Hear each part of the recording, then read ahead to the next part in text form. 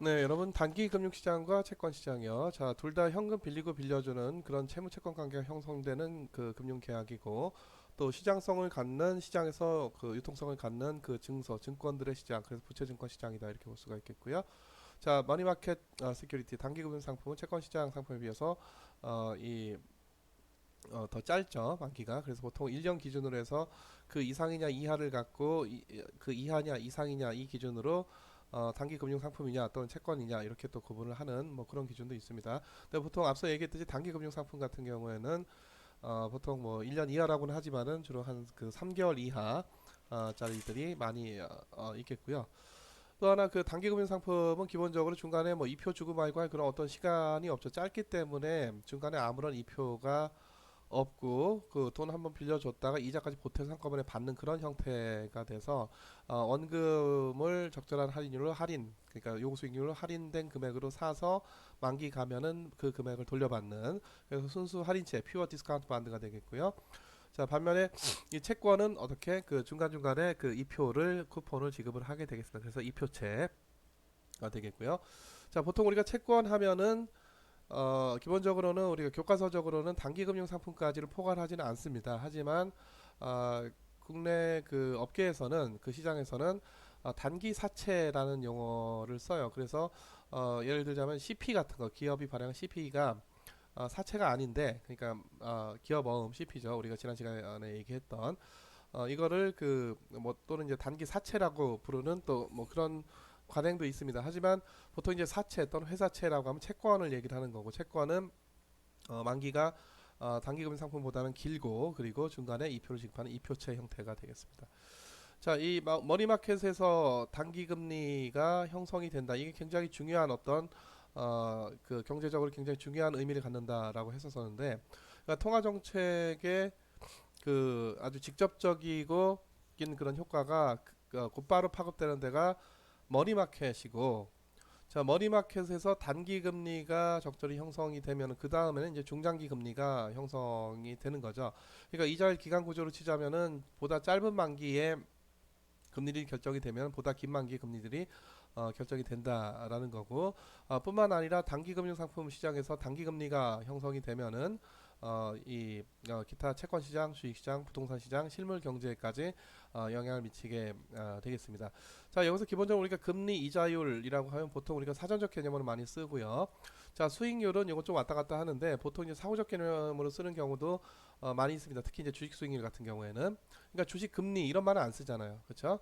근데 주식 수익률 하면 이건 보통 우리가 사후적으로 주식 투자하고 나서 수익률이 어떻다 할 때 그때 주식 수익률이고, 자, 채권에 대해서는 금리, 채권 수익률, 채권 금리, 채권 수익률, 채권 이자율 이런 것도 전부 다 사전적인 개념으로서의 일드, 일투 머추러티 개념이 되겠습니다. 자, 사후적으로 채권 투자 수익률이 어떻게 되느냐 하는 것은 그 실제 그때 가봐서 그 과거를 되돌아보고 평가를 해야 되겠죠.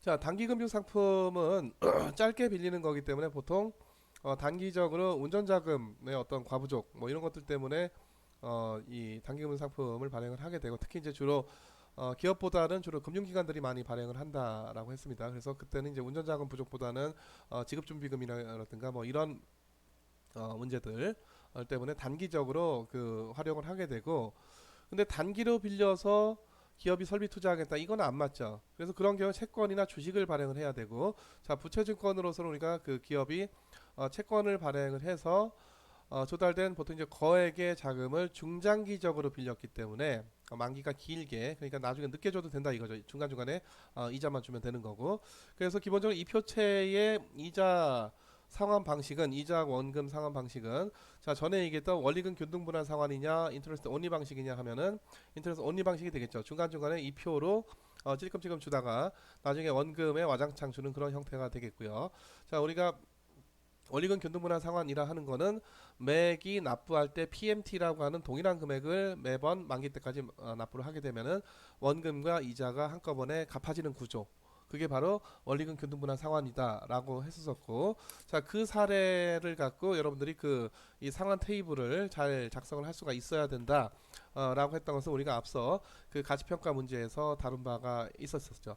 자, 다시 돌아와서 하여튼 그 거액의 자금을 중장기적으로 조달했어요. 그래서 5년 만기면 5년 후에 갚으면 되고 10년 만기 10년 후에 갚으면 되고 그 중간중간에 인터레스트 온리 기본적으로 이 표체는 원리금 교등분할 상환 방식이 아니고 전형적인 이 표체는 인터레스트 온리 중간중간에 이자만 찔끔찔끔 같은 금액을 내다가 마지막에 와장창 원금 내는 그런 구조가 되겠죠. 그래서 중간에는 이자만 내면 되는 거니까 중장기전 조달된 자금으로 중장기적인 투자를 할 수가 있게 되겠습니다. 자, 그래서 기업의 설비 투자라든가 국가로서는 어떤 국가 인프라가 되는 SOC 투자라든가 기업에서는 유형자산 투자인 설비 투자 말고 무형자산 투자인 R&D 투자. 그래서 일단 시간이 오래 걸리고 또 성과가 좀 늦게 나올 수밖에 없는 이런 투자의 재원으로 활용을 하기 위해서는 단기 금융 상품 CP 같은 거 발행해서는 안 되는 거고 채권을 발행을 해야 되겠죠. 자, 기타 지금 우리가 채권 하면은 기본적인 이표체, 아주 전형적인 이표체, 우리가 앞서 봤던 그 픽스드 인컴 세큐리티로서 미래 캐시플로우 자체가 고정되어 있는 그런 그 증권을 우리가 채권 또는 그러니까 채권 중에서 국가 발행하는 국채 아니면은 회사가 발행하는 회사채. 그러니까 국채나 회사채 전형적인 형태가 바로 이 표체가 되겠고 그거 외에 그 채권에 대해서 여러 가지 베리에이션들이 가해지게 되는데 소위 이제 구조화 증권이라고 해서 이 채권의 파생 상품적인 요소가 가미가 되는 그런 증권들이 있습니다. 다시 말해서 그 원금을 뭐 예를 들어서 물가 상승률에 똑같이 같은 레이스로 올려준다. 원금을. 그러니까 보통 일반적인 통상적인 채권은 원금이 고정되어 있는 것인데 물가 연동 채권이라고 하는 거는 원금을 물가 상승률에다가 그대로 연동시켜주는 구조화 채권 또는 구조화 증권입니다. 그러니까 일반적인 채권과는 달리 일반적인 채권의 어떤 변형인 것이죠. 자, 그렇게 되는 경우에 원금이 물가에 따라서 올라가고 원금이 올라가기 때문에 이 표도 같이 비례적으로 올라가서 결국 물가가 상승되는 것만큼 그 화폐가치 상승분을 상쇄시킬 정도로 이 표나 원금을 더 많이 주게 되는 거. 그게 바로 물가 연동 채권이고 미국에서는 그래서 실질 수익률 측면에서 리스크 프리를 맞춰주는 차원에서 TBD 아니라 팁스를 미국 정부가 물가 연동 채권을 발행한다라고 했었었죠. 자, 그래서 이런 그 어떤 물가에다 연동을 시킨다든가 금리에다가 연동을 시키는 변동금리부 채권이라든가 자 이런 것들은 전부 다 우리가 소위 얘기하는 스트럭처링 구조화가 가미된 그런 어떤 채권 또는 증권이라고 볼 수가 있겠고요. 자, 또 하나는 전에도 많이 얘기했던 메자닌 증권, 다시 말해 CB, BW 뭐 이런 것들도 다 채권에 변형된 형태.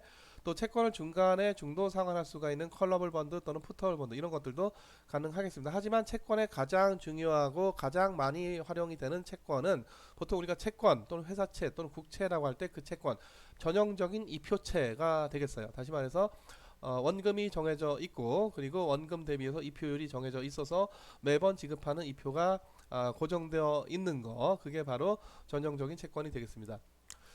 자, 채권 시장은 보통 당연히 채권 딜러 간의 그 장외 시장, 보통 우리가 장외 시장, 점도 시장, OTC 시장 등등 여러 가지 용어를 사용을 한다라고 했었었고, 자, 여기서 이제 발행자는 돈을 조달하는 이고 투자자는 돈을 빌려주는 이가 되겠죠. 그래서 그 채권 시장에서 주로 기업 뭐 기업이라고 다 되는 게 아니라 중소기업 뭐 벤처기업 이런 데는 채권 발행하기 굉장히 어렵고 그래서 정부가 도와주지 않으면은 정부가 거기다가 신용보증 다시 말해서 디폴트 나면 정부가 갚아주겠다는 이런 신용보강 또는 신용보증이 들어가지 않으면은 중소기업이나 벤처기업들은 채권 발행하기가 대단히 어려울 것이고요. 자, 그래서 주로 이제 기업들 발행하고 당연히 국가 정부 또 하는 통한채 발행하죠. 기타 공채로서 공공기관 기타 금융기관 지자체 뭐 등등등 을 발행을 하고요. 그 돈을 빌리는 주체죠. 물론 이제 발행할 때 투자자를 직접 만나서 개념적으로는 직접 금융 시장이지만 그 중간에 발행 업무를 도와주는 증권사 또는 이 투자은행이 있습니다. 그래서 주식을 발행하건 채권을 발행하건 간에 물론 이제 채권은 주식은 주로 이제 공모로 많이 발행을 하고 채권은 주로 사모로 많이 발행을 하지만 어찌 됐든지 간에 투자자들 직접 만나서 협상해서 채권 발행하기가 어렵기 때문에 이 증권사나 투자은행이 소위 인수 업무, 언더라이팅 업무라고 해가지고 기업이나 국가가 채권 발행할 때 처음에 여러 가지 이 프로세스를 도와주고 또 처음에 발행되는 금액을 소위 총액 인수해서 다 전액을 다 인수한 다음에 시장 상황 따라서 증권사나 그 투자은행이 전액 인수한 증권사 투자은행이 시장에 갖다 매각을 하게 되는 것이죠.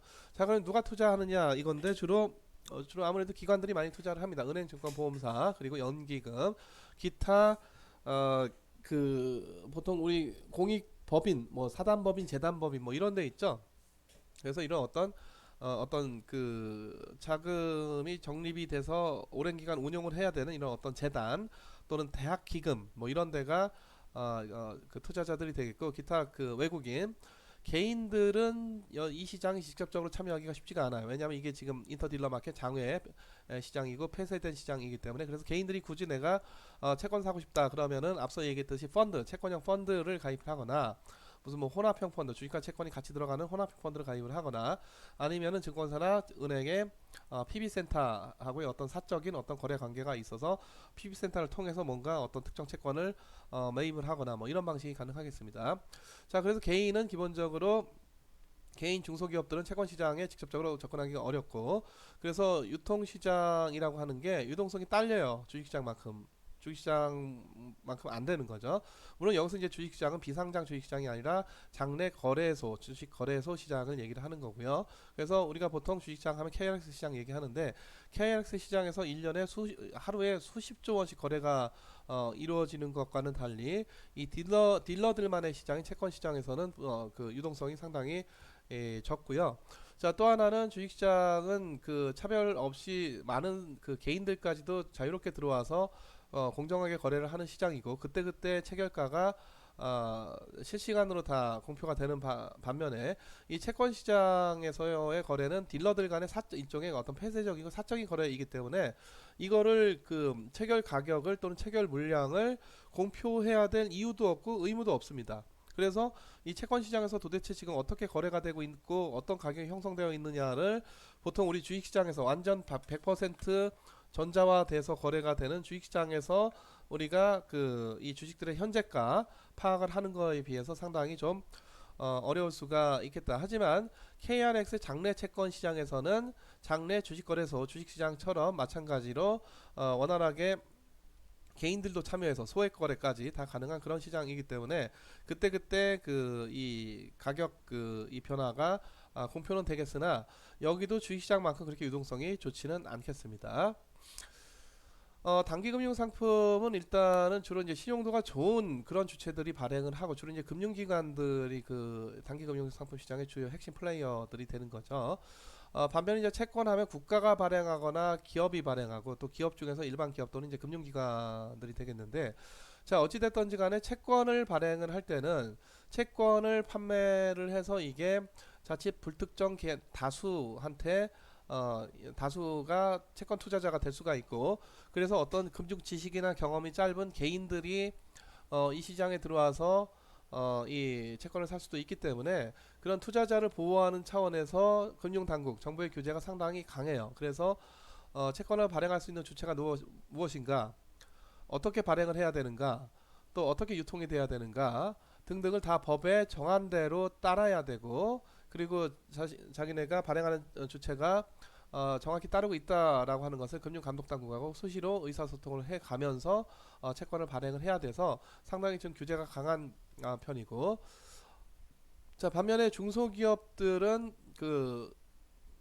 대기업은 그래도 이 소위 채권시장 자본시장에서 채권 발행을 통해서 비교적 거액의 자금을 중장기로 조달을 해가지고 투자 재원을 마련할 수 있는 반면에, 중소기업들도 자기네가 성장을 하려면 투자를 해야 되는데 쉽지가 않죠. 그래서 아까 얘기했던 프라이머리 CBO를 정부 도움 받아서 발행하기도 하는데, 주로 중소기업들은 이런 장기적인 자본은 주로 은행 대출에 의존을 하고 있습니다. 물론 은행 대출, 은행 가서 중소기업이 돈 빌릴 수 있는 게 쉬운 거는 아니지만은, 우리나라 은행들의 중소기업에 대한 의무 대출의 일정 부분 이상을 반드시 대출을 해야 된다라고 하는 중소기업 의무 대출 비율 규제가 있어서 은행 대출 아무리 어렵다고는 하지만은 지금 은행이 중소기업에 대출을 해준 그 대출 잔고가 현재 대략 700조 원이 넘어요. 그래서 중소기업이 은행 가서 대출하기 어렵다고는 하지만은 뭐 실제 그 은행 대출에 많이 의존을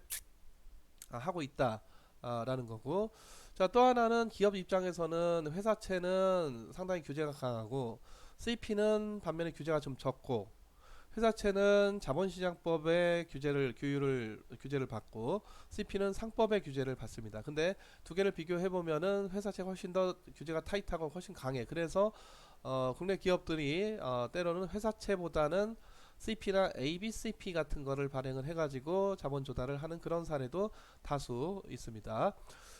자, 우리 금융공학이라고 하는 용어가 있는데 금융공학은 결국은 채권공학이에요. 이게 결국 그래서 지금 우리가 이 지분증권 주식보다도 지금 채권을 더 중요하게 보고 있고, 자 우리가 지금 앞서 봤던 어떤 가치평가의 문제라든가 이런 데서도 주로 주식보다도 먼저 우리가 채권적인 성격을 갖는 것들을 먼저 우리가 공부를 했었었죠. 자, 그래서 우리가 보통 파이낸셜 엔지니어링이라고 하는 거는 결국은 채권 분야에서 시작이 되는 거고, 자 그래서 결국은 일반적인 이 표체를 어떤 베리에이션을 줘서 발행자도 좋고 투자자도 좋은 그런 상품을 좀 만들어낼 수가 있을까, 또는 발행자의 어떤 니즈 또는 투자자의 어떤 니즈에 좀 맞는 그런 어떤 그 채권 상품을 증권 상품을 만들어낼 수가 있을까? 그게 바로 기본적으로 파이낸셜 엔지니어링에서 고려하는 그런 문제가 되겠습니다. 물론 이제 요즘은 이게 한 10년 전만 해도 금융공학이라고 하는 용어가 굉장히 좀 유행을 하고 또 이거 전공하고 싶다고 많은 인기가 있었었는데, 최근에 와서는 이제 금융공학 가지고는 안 되는 거고 이제 IT 기술이 같이 접목이 돼야 되고, 이 금융에서도 그래서 이제 그 소위 이제 핀테크 또는 이거 바꿔서 뭐 테크핀 뭐 이런 게 지금 요즘 많이 유행을 하는 용어고, 실제로 여러분들 아시다시피 좀 이 금융시장 금융기관의 그 라이선스 규제가 좀 덜해지면서 뭐 토스라든가 무슨 카카오라든가 무슨 네이버라든가 또는 뭐 삼성페이라든가, 자 이런 데도 이제 주로 이제 결제 분야를 바탕으로 해서 점차 증권사로 또는 뭐 은행으로 카카오은행 있듯이 지금 진출을 하고 있어요. 그래서 상당히 이제 핀테크 기술 진보에 따른 어떤 금융시장 경쟁이 격화되고 있다, 이렇게 볼 수가 있겠고, 한 10여 년 전만 하더라도 이제 핀테크 IT 기술을 바탕으로 뭔가를 금융을 하겠다, 그거보다는 이 채권 분야에서 어떻게 좀 채권을 잘 변형을 해서 투자자와 발행자 양자를 만족시키거나 어느 한쪽을 보다 만족시킬 수 있는 그런 증권들을 이제 어떻게 만들어낼 수가 있을까, 그 고민 끝에 메자닌 증권이라든가 CBBW 같은 방금 전에 얘기했던 어떤 구조화가 들어가는 증권이라든가 그 우리 2008년도 글로벌 금융위기 하면은 MBS가 딱 떠오르게 되는데, 여기 이제 보통 증권화 기법이라고 해서 ABS, MBS, CBO, CLO, CDO, CMO 이런 것들, 자 이런 것들이 이제 증권화 기법을 통해서 나오는 그런 또 채권들이고, 요거는 아까 얘기했던 저 메자닌 CBBW 메자닌이죠. FRN, 스트럭처럴 번 이런 것들은 다 구조화, 이건 변동금리부 채권이 되겠습니다.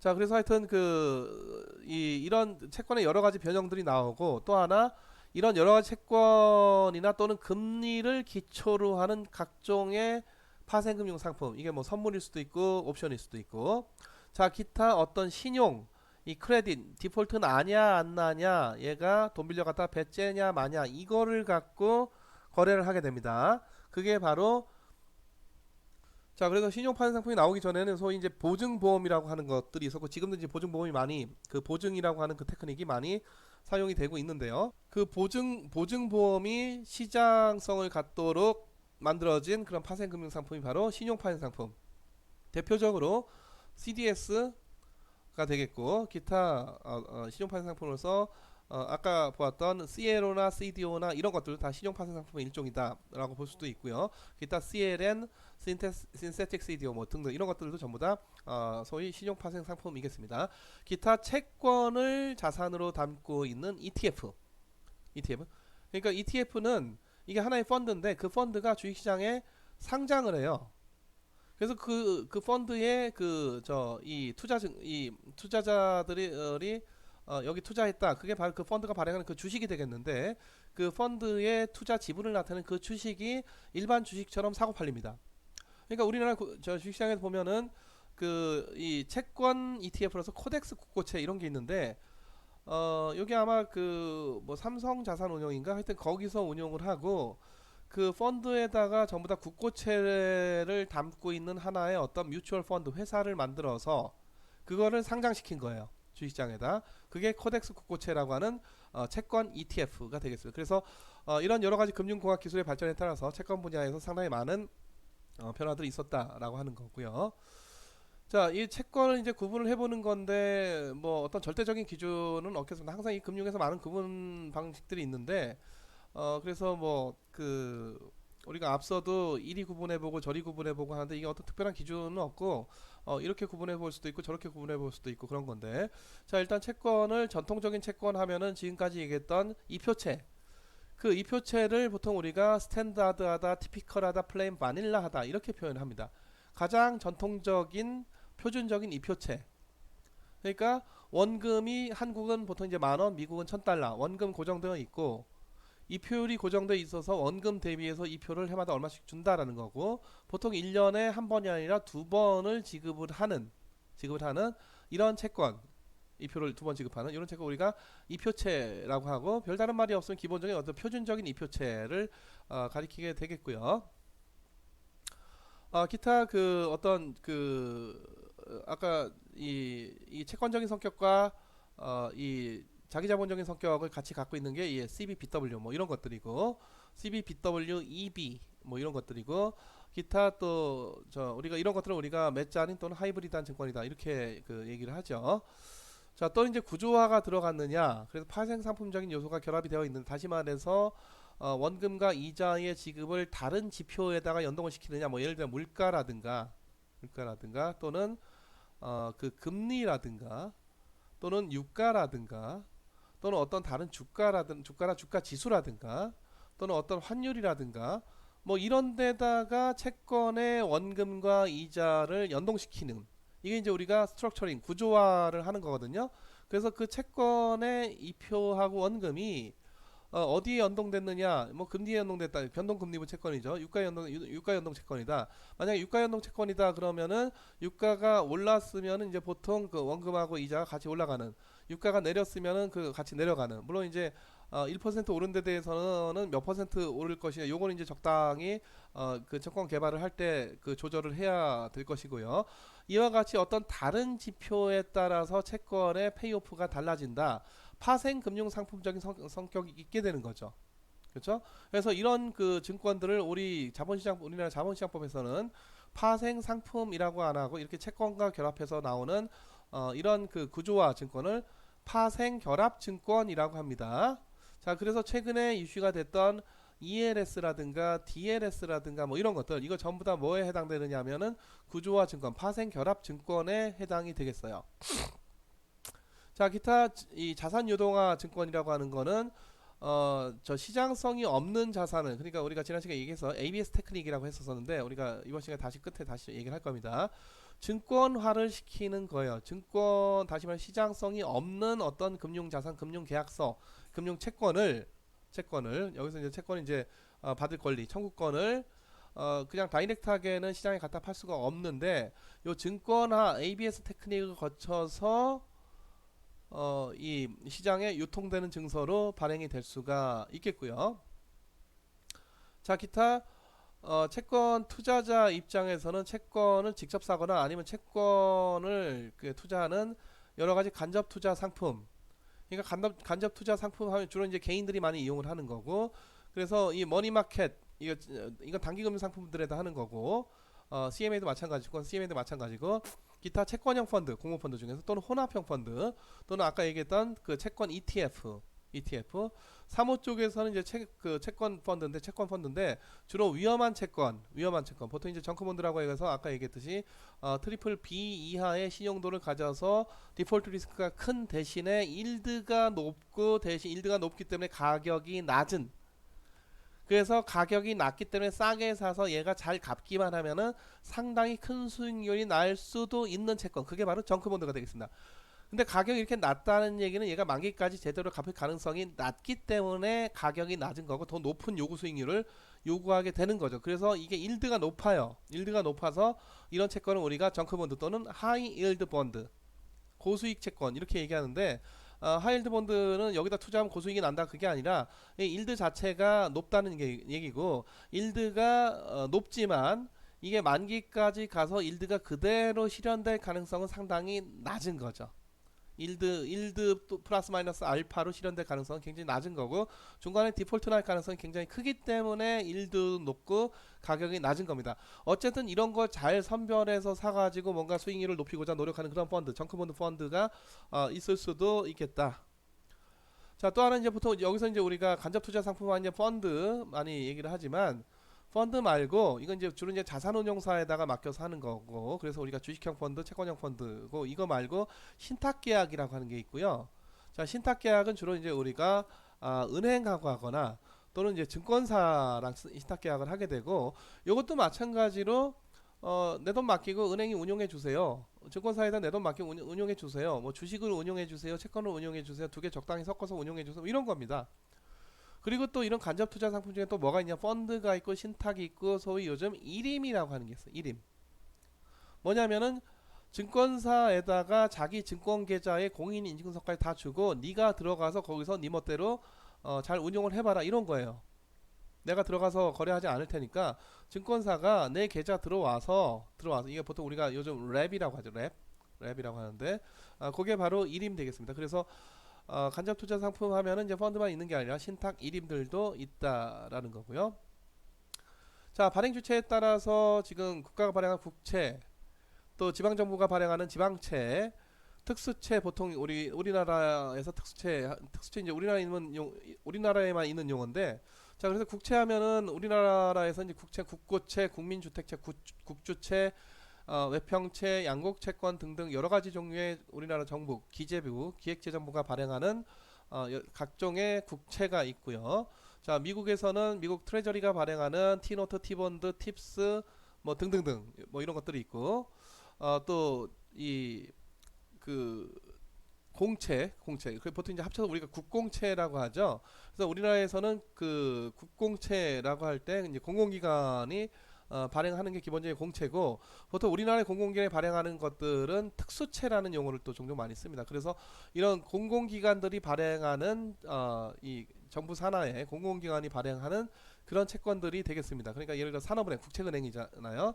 IBK 중소기업은행에서 발행을 하는 그런 채권, 또는 그 중앙은행이 발행한 통한채, 전력공사, 한국전력공사 발행하는 전력공사채, 그리고 이제 LH LH 그 시공사죠.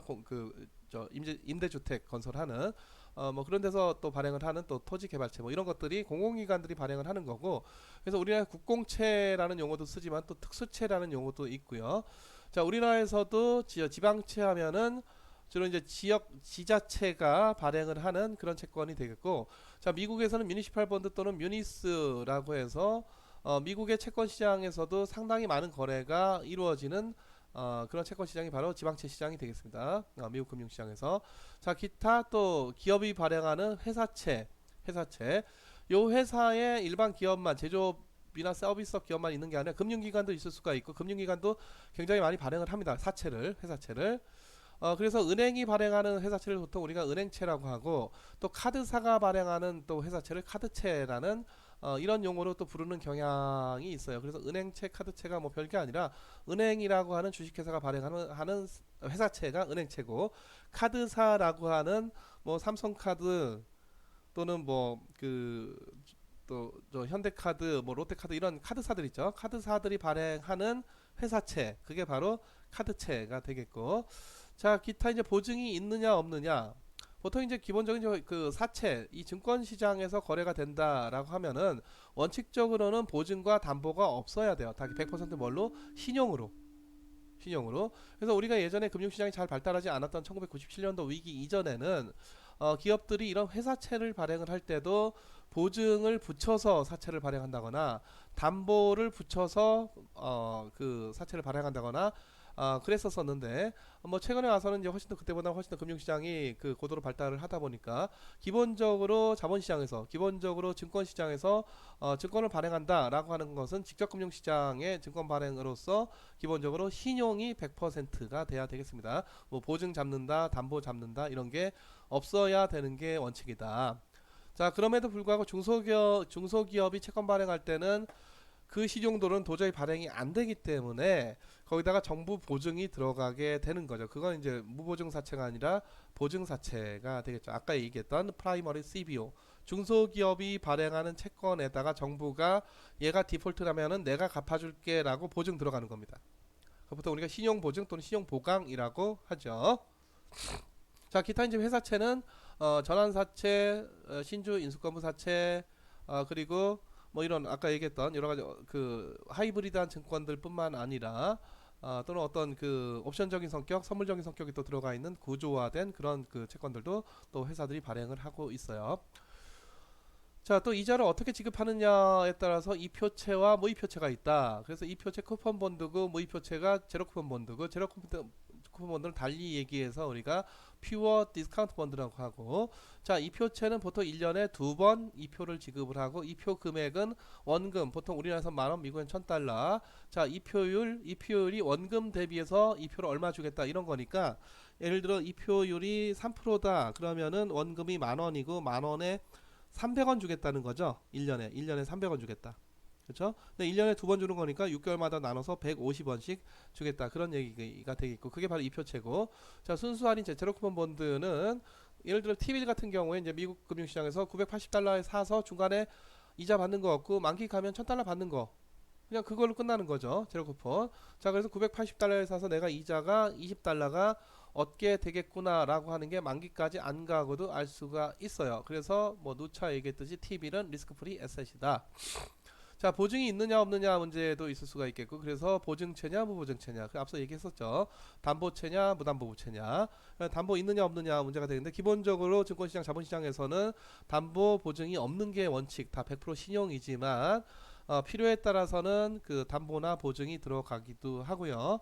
반면에 은행은 대기업한테 대출을 해줄 때도 그렇고 중견기업한테도 그렇고 중소기업한테도 그렇고 하여튼 대출해줄 때 신용대출로는 조금밖에 안 해주고, 개인한테도 마찬가지입니다. 자, 은행 대출이라고 하는 거는 자기네가 자산 운용을 안전하게 해야 되기 때문에 은행이 대출할 때는, 그러니까 우리가 증권시장에서 자본시장에서 직접금융시장에서는 기본적으로 신용거래가 무담보 무보증의 신용거래가 원칙이지만, 은행 대출은 사실 원칙적으로 담보나 보증이 들어간다라고 보시면 되고, 아주 예외적으로 적은 금액에 대해서 신용대출을 해주기도 하겠습니다. 그래서 은행은 대기업에도 중견기업에도 또는 중소기업에도 대출해 줄 때 보증 또는 담보를 요구를 하게 되고, 당연히 신용도가 좋을수록 담보를 덜 요구하고 신용도가 안 좋을수록 담보를 더 많이 요구를 하게 되겠죠.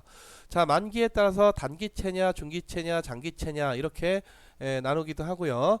자, 단기채 중에서 보통 우리 단기채 하면 이제 우리나라로 치면 통화채, 미국에서는 이제 T빌 뭐 이런 게 되겠는데, 하여튼 1년 이하, 그래서 그냥 단기채라기보다는 또는 뭐 단기 사채라기보다는 우리가 앞서 얘기했던 단기 금융 상품입니다. 그러니까 머니마켓 시큐리티예요. 이거는 반드마켓 그 반드가 아니라. 자, 기타 이제 중기채나 장기채는 1년에서 5년 이상, 이거 중기채냐 장기채냐 이런 거고, 우리나라 국채 그리고 회사채 대부분. 자, 미국에서 T노트. 자, 그리고 또 그 장기채는 자, 그 만기가 이제 5년 이상이 되는 건데, 뭐 10년 만기, 20년 만기 뭐 이런 것도 있습니다. 자, 미국에서 이제 보통 장기채라고 하면 주로 이제 10년 이상짜리, 10년 만기, 20년 만기, 50년 만기 이런 거고, 시장 규모도 적잖게 커요. 크고, 그래서 미국 시장에서는 장단기 금리 차, 단기 금리가 어떻고 장기 금리가 어떻고, 그래서 장기 금리가 단기 금리를 역전했고 어쩌고 뭐 이런 것들이 보다 명확하게 관찰이 될 수가 있고, 자, 우리나라에서는 아마도 이제 그 국고채 보통 보면은 1년짜리 또는 3년짜리가 가장 활발하게 거래가 되고, 국고채 5년물만 하더라도 5년 만기짜리 국고채만 하더라도 그렇게 많이 거래가 안 되는 그런 경향이 있고요. 자, 일례로 우리가 앞서 얘기했듯이 컨설이라고 하는 만기가 없는 채권이다. 만기가 무한하다. 그래서 지속적으로 원금 상관없이 지속적으로 뭐만 갚는, 이표만 이자만 내는, 그게 바로 영구채 고, 구체화된 상품이 컨설이라는 계약이고, 그게 이제 영국 왕실하고 지금 영국의 중앙은행 뱅크 오브 잉글랜드하고의 한 200~300년 전에 그 계약이었었던 것이죠.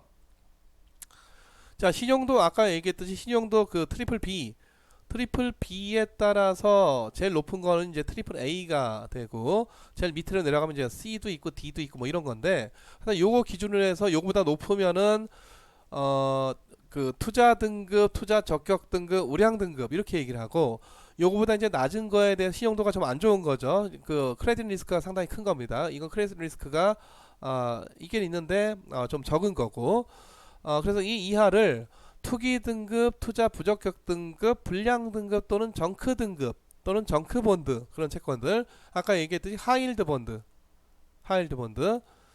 그렇게 부르고요. 일단 그 국채, 통한채, 특수채, 지방채 이런 거는 일단 국채는 정부 신용이고 통한채는 중앙은행 신용이니까 이거 이상으로 신용도가 더 좋은 데는 없겠죠.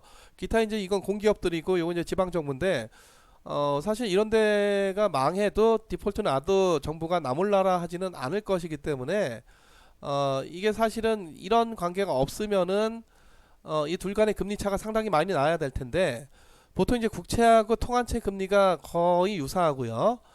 특수채나 지방채는 요거보다는 이제 높은데 많이 안 높고 약간 높습니다. 많아야 한 1%포인트 정도 차이가 날까 할 정도. 그래서 그 신용도에 따라서 그 이 금리가 결정적으로 영향을 받게 되는 건데 뭐 이런 것들은 그렇게 신용도가 그렇게 안 중요하고 신용도가 중요한 건 어디에 있냐 회사채에 있어 회사채. 그래서 회사채가 이 발행하는 회사가 트리플 B를 기준으로 해서 투자 적격 등급이냐 투자 부적격 등급이냐 이게 이제 굉장히 중요한 문제가 되겠고 그래서 이 발행 기업 자체를 평가를 하기도 하고 기업이 발행하는 채권을 매 채권마다 평가를 하기도 합니다. 누가? 신용평가 회사가. 우리나라는 한기평, 한신정 또는 뭐 나이스 뭐 이런 데 있죠. 이런 회사들이 그 신평사인데 이런 데가 기업의 어떤 신용도, 기업이 발행하는 채권 또는 기업이 발행하는 CP의 신용도까지도 평가를 하고 있고 국제적으로는 그 무디스, 피치, S&P 이런 데 3대 세계적인 신용평가 회사죠. 자, 이런 데가 국제금융시장에서 발행되는 채권들에 대해서 그게 한국 예를 들자면 우리나라 치면은 이제 한국 정부가 발행할 수도 있고 한국의 기업이 발행할 수도 있고 한국의 은행들이 발행할 수도 있고 뭐 뿐만 아니라 각 국가 또는 각 국가에 속한 기업이나 은행들이 금융기관들이 발행하는 채권들에 대한 그 신용평가 국제금융시장에서 이 3사가 합니다. 3사가 거기에다가 각 국가별 신용도를 또 판단을 하죠. 그래서 한국의 신용도 무슨 일본의 신용도 뭐 그러니까 어떤 국가 신용도죠. 뭐 미국의 신용도. 그래서 한국이 지금 아마 AA인가 그렇고 일본보다 좀 더 그 높은 수준을 유지하고 있을 텐데요. 하여튼 무디스, 피치, 스탠다드 앤 포어스가 이런 국제적인 신용평가사의 역할을 해주고 있는 것이죠. 자, 그 요거는 이제 그 저 이표나 원금이 그냥 그 우리 표준적인 이표체처럼 스트레이트 그냥 그러니까 아까 스탠다드하다, 플레인 바닐라하다 또는 티피컬하다 또는 스트레이트하다 그러니까 표준적인 이표체예요. 이거는 표준적인 이표체고 원금이나 그 이자가 다른 지표에 연동이 된다. 이거 구조화가 들어가는 거지. 그래서 금리에다 연동이 되면 변동금리부 그리고 물가에다 연동이 되면 물가연동채권 뭐 이렇게 우리가 이표나 원금이 우리가 픽스드 인컴 시큐리티로서 전통적인 채권으로서 정해져 있는 거냐 아니면은 그 계약상 그 원금과 이자가 뭔가 다른 지표 금리나 물가나 유가나 주가나 뭐 이런데 또는 환율이나 이런데 연동이 되어 있는 거냐에 따라서 구분을 해볼 수도 있겠고 자 그래 변동금리부 채권 같은 경우에는 보통 이제 그 이표율 일반적인 채권은 이표율이 뭐 예를 들어서 3% 이렇게 그냥 정해져 있는 거고 한번 발행해서 끝낼 때까지 변하지 않고 이거 지우고 다시 쓸 수도 없는 거고 그냥 정해서 3% 그냥 정해져 있는 거고요. 이런 변동금리부 채권은 이표율에 어떻게 표시가 되느냐 이거 보통 우리가 표면 이자율이라고 하는데 채권의 그 이표율이 CD 플러스 3%뭐 이렇게 표시가 돼요. 그러니까 CD가 지속적으로 변할 거니까 CD가 예를 들어 2%면 5%에 해당하는 이자를 주겠다는 거고 CD가 3%가 되면 6%에 해당하는 이자를 주겠다는 거고 CD가 5%가 되면 8%에 해당하는 이자를 주겠다. 그래서 CD에 따라서 이표율이 계속 변화하게 되면 그게 바로 뭐다? 변동금리부 채권이다. 그게 자 물가 연동 채권은 보통 이제 미국에서 팁스 같은 경우에는 이 CPI의 오른 상승률만큼 원금을 같은 상승률로 높여줘요. 그러면은 원금도 물가만큼 높아지고 이 표도 물가만큼 같이 높아지는 그래서 물가 상승에 따라 화폐 가치가 저하돼서 구매력이 사라지게 되는 구매력에서 손실 보게 되는 그런 효과를 막아주기 위한 그런 채권이 바로 물가 연동 채권이 되겠습니다. 미국에서는 팁스라는 형태로 많이 발행이 되고 있고요. 자, 우리나라에서는 2007년도에 최초로 물가연동 국고채를 발행을 했으나 지금까지도 발행량도 많지가 않고 발행량이 많지 않다 보니까 유통시장, 채권시장에서 또 유통 물량도 상당히 적은 편이다. 네, 여러분 우리 지금까지 계속 많이 얘기했던 그 표준적인 이표채 다시 한번 좀 정리를 해보도록 합시다. 자, 만기 T년이고 1년에 표준적인 이표채 두 번 이표를 지급하면 6개월 간격 지급한다는 얘기죠. 이표율이 정해져 있고 그리고 원금이 정해져 있습니다. 자, 원금은 지금 내가 그 빌려준 투자 원금 그 원금이 아니라 채권에 써 있는 만기에 가서 돌려주겠다라는 거예요. 그 M 그 이제 우리나라에서 10,000원, 미국엔 1,000달러가 되는 것이죠. 자, 그래서 만기가 T고 액면가 원금이 M인 그런 채권은 원금이 그때 M을 주겠다는 거고 이표율 C 그래서 M 곱하기 C만큼의 이자를 이표를 해마다 주겠다는 건데 이거를 1년에 두 번 지급하기 때문에 6개월 간격으로 주는데 그걸 반으로 나눠 가지고 지급을 하게 되는 거죠. 그래서 이런 구조를 갖는 이런 캐시플로우를 갖는 그래서 앞서 뭐 많이 얘기했듯이 픽스트 인컴 시큐리티다. 계속 같은 이표 정해진 이표를 6개월 간격을 계속 납부하다가 제일 나중에 이표와 원금을 갚겠다라는 그런 약속 증서. 그게 바로 이표채가 되겠고 그 6개월마다 주는 금액 자체가 더 주거나 덜 주거나 더 주거나 덜 주거나 또는 배당처럼 못 주거나 뭐 이런 게 아니죠.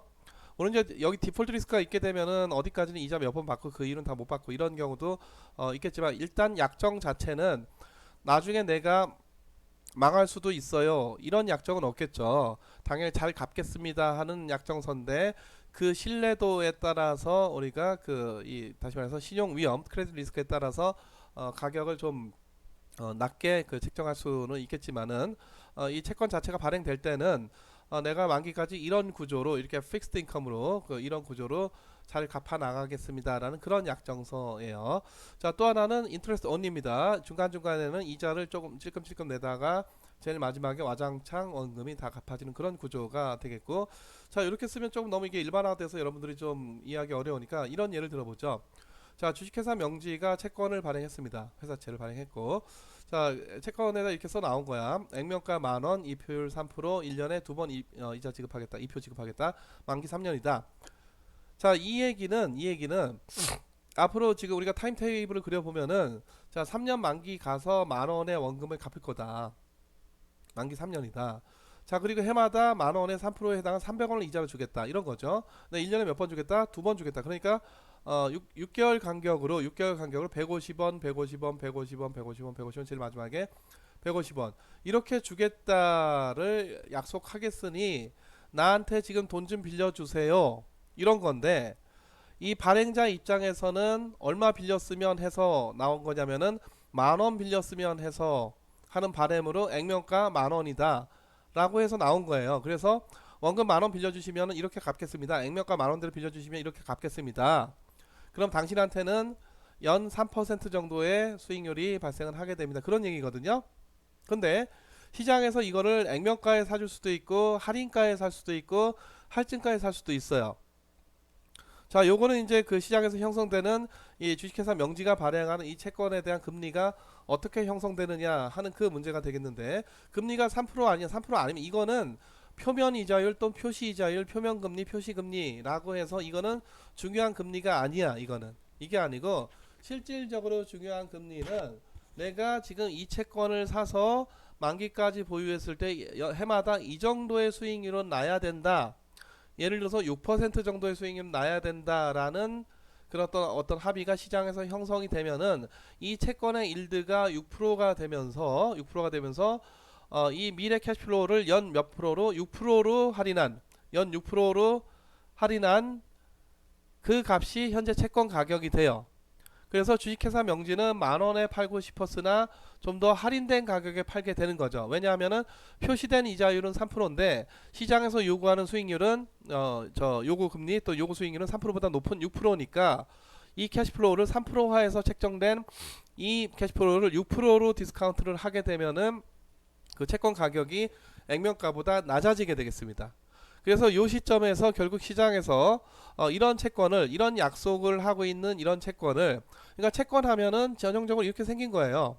그러니까 일반적으로 얘기하자면은 이렇게 얘기할 수가 있겠는데 여러분들 머릿속에 이런 만기 3년짜리 원금 100만 원짜리 이표율 3%짜리 1년에 두 번 이자 지급하는 이런 채권의 그 미래 캐시플로우가 어떻게 되느냐를 항상 이 채권을 항상 그 머릿속에 좀 그리고 있으면 좋겠습니다. 그래서 이런 캐시플로우 하에서 지금 시장에서는 우리가 이 채권을 얼마에 사줘야 될까? 그 얘기는 몇 퍼센트 수익률을 우리가 요구를 해야 될까? 이 같은 얘기가 되겠습니다. 그래서 이 요구 수익률이 높아지게 여기 이제 아까 얘기했던 1 to maturity 일드가 되겠는데 요구 수익률이 높아지면은 이 채권 가격이 어떻게 돼서 더 낮아지게 되겠죠. 자, 반면에 이 표율은 3%인데 시장에서도 일드가 3%로 형성이 되면은 이걸 3%로 디스카운트하면 정확히 얼마가 된다? 액면가 10,000원. 다시 말해서 액면채가 됩니다. 액면채가.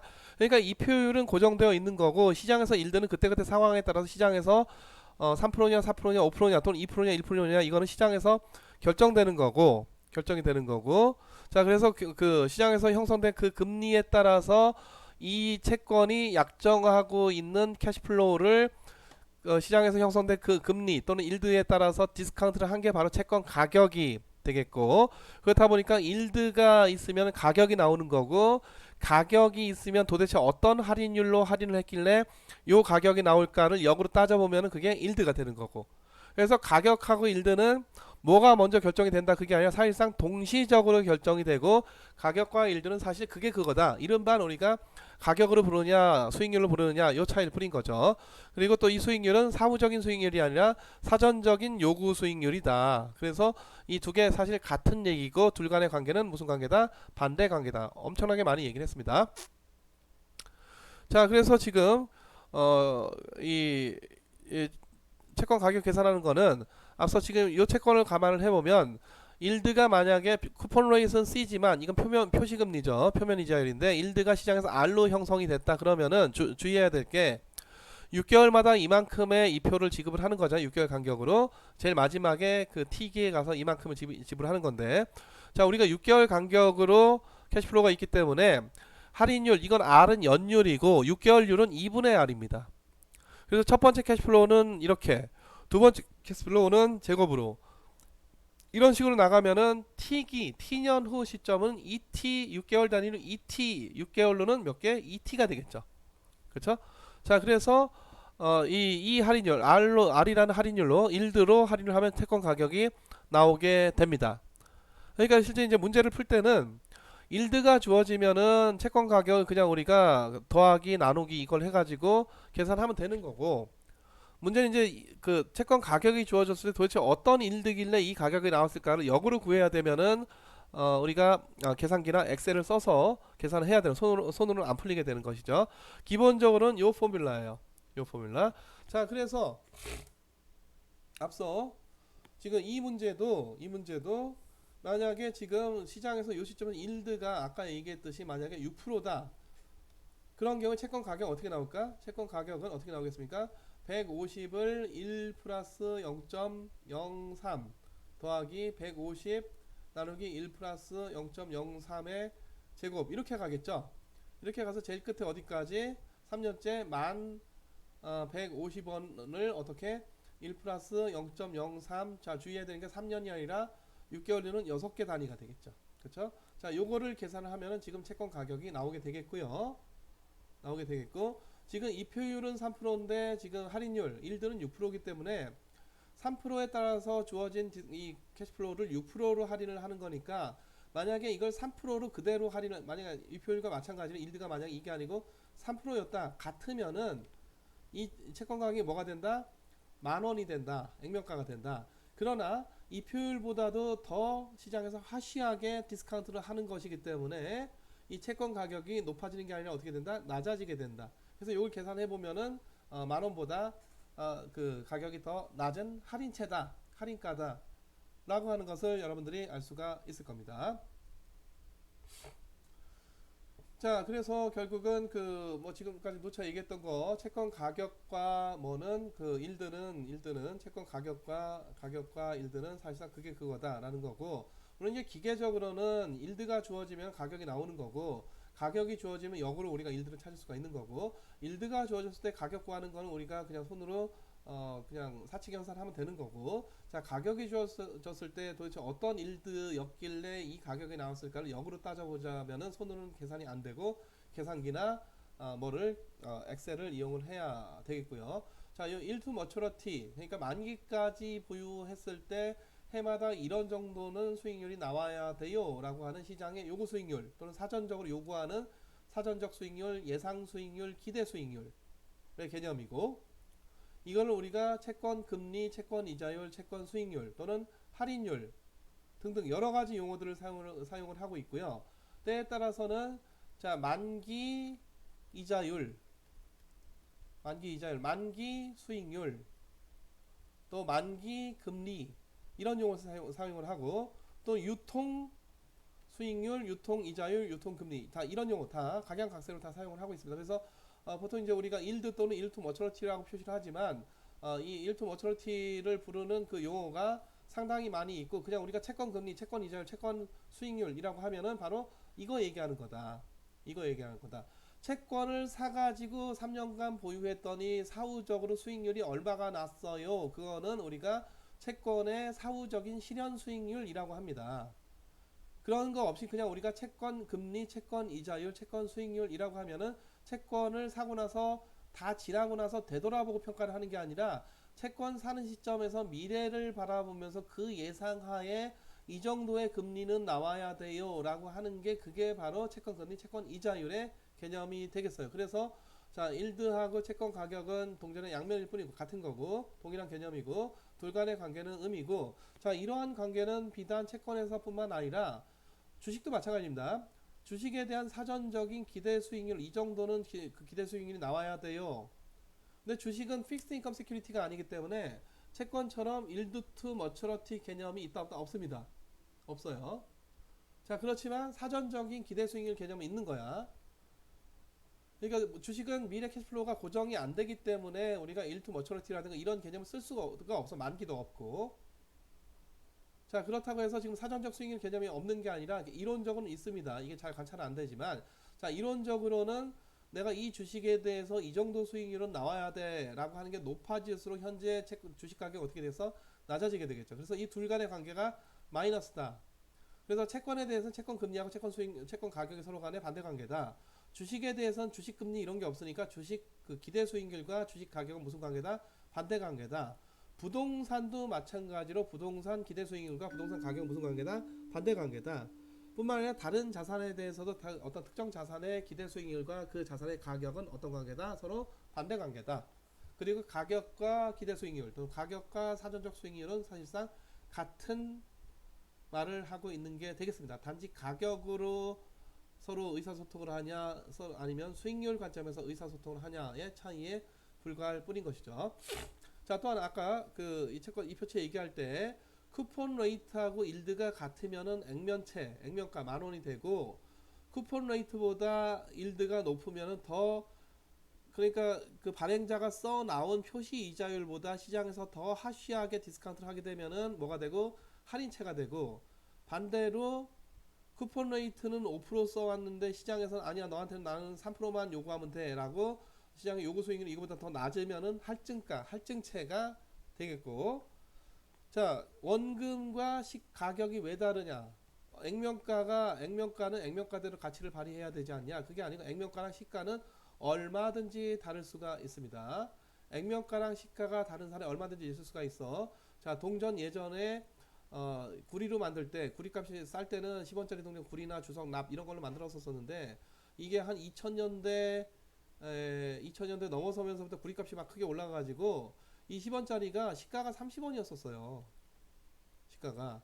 그래서 이제 그 10원짜리 동전을 들고 나서 30원 낼 때 10원 내는 이런 거래는 쉽지가 않으니까 이걸 막 녹여서 구리는 구리대로 주석은 주석대로 납은 납대로 팔려고 하는 그런 시도가 가끔 있었던 거고, 최근에 와서는 이런 문제를 좀 없애기 위해서 10원짜리 동전 만들 때 좀 싸게 만듭니다. 그러니까 예전에 묵직한 구리나 납으로 만들었었는데 최근에는 그 10원짜리 동전 굉장히 가볍죠. 굉장히 싸게 만들어. 그래서 기본적으로 경제적 기본적인 원리가 액면가랑 시가랑 같아야 될 이유가 없다. 액면가는 액면가고 시가는 시가다. 자, 주식도 마찬가지입니다. 주식도 예를 들어서 삼성전자 주식 지금 그 한 4만 5천 원 정도 왔다 갔다 하고 있을 텐데, 이거 액면가 보면 액면가가 500원이에요. 500원. 액면가하고 시가가 같아야 될 이유가 없겠습니다. 자, 그 일드는 앞서 얘기했듯이, 자, 채권 사는 시점에서, 그러니까 채권 사고 나서 만기까지 가는 게 아니라 채권 사는 시점에서 만기, 예를 들어 만기가 3년이다 하면 만기 3년을 포워드 루킹 바라보면서 내가 이 채권을 샀을 때 이 가격에 사서 중간에 이런저런 이런 쿠폰과 마지막에 이런 원금과 쿠폰을 받는 거를 감안을 하면은 대략 해마다 얼마만큼의 수익률이 나겠다라고 하는 게 채권 사는 시점에서 형성되는 뭐다? 일드다. 일드다. 그 일드로 미래 캐시플로우를 디스카운트 하면은 그게 현재 채권 가격이 나오게 되고, 그래서 이 채권 가격에 사서 만기까지 보유하면은 대략 해마다 어느 정도 이 일드만큼의 수익률이 나오겠다라는 그 예상이 일드에 반영이 되는 거란 말이에요. 이게.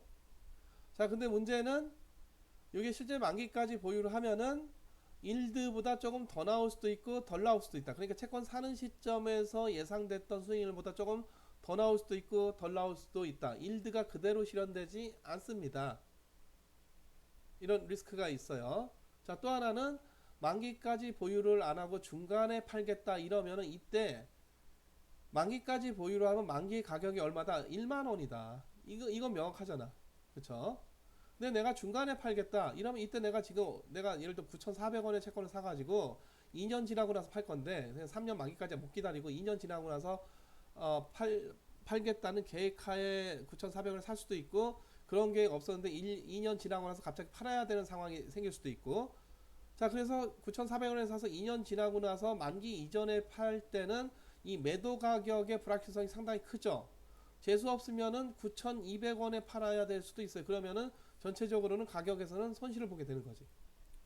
그렇죠? 자, 그래서 이 일드라고 하는 거는 말 그대로 일드 머처리티, 만기까지 보유했을 때 기대되는 수익률이고, 실제 만기까지 보유했을 때 이거보다 더 나오기도 하고 덜 나오기도 한다라는 거고, 만기 이전에 매각하게 되면 당연히 일드 투 머처리티하고는 상당히 크게 다른 수익률이 실현될 수가 있겠다. 자, 또 하나는 여러분들 한번 신문 찾아보세요. 신문이나 네이버 파이낸스 보면은 오늘의 국고채 3년 물 금리가 예를 들어서 찾아보세요. 찾아보면 뭐 예를 들어서 1.2%다. 이게 무슨 말일까? 3년 전에 국고채를 사서 오늘까지 3년을 보유했더니 해마다 1.2%의 수익률이 났어요. 그걸 얘기하는 거 절대 아닙니다. 절대 아니야. 뭐 얘기하는 거야? 자, 오늘 국채 시장에서 국고채 3년물짜리, 그러니까 만기 3년짜리의 국고채의 가격이 국고채 시장에 형성이 됐을 텐데, 만약에 그 가격에 사서 만기 3년까지 보유를 하게 되면은 해마다 1.2% 수익률이 날 수 있을 정도의 가격으로 형성돼서 사고 팔렸다. 그런 얘기죠. 그러니까 실제 투자자 입장에서 만약에 이 채권을 샀다고 한다면은 오늘 국채 시장에서 3년 만기 채권을 어떤 가격에 샀을 텐데, 그 가격에 사서 3년간 보유하면, 3년간 만기까지 보유하면 해마다 대략 1.2% 정도의 수익률이 기대가 된다라고 하는 의미를 가진 것이 오늘 네이버 파이낸스에 나온 국고채 3년물 금리가 몇 프로다 이거예요. 3년 전에 국고채 사서 오늘까지 보유했더니 3년 동안 1년 연율로 1.2%가 낮더라. 그거 얘기하는 거 절대로 아니겠습니다. 자, 다음 이제 채권 듀레이션의 문제가 되겠는데요.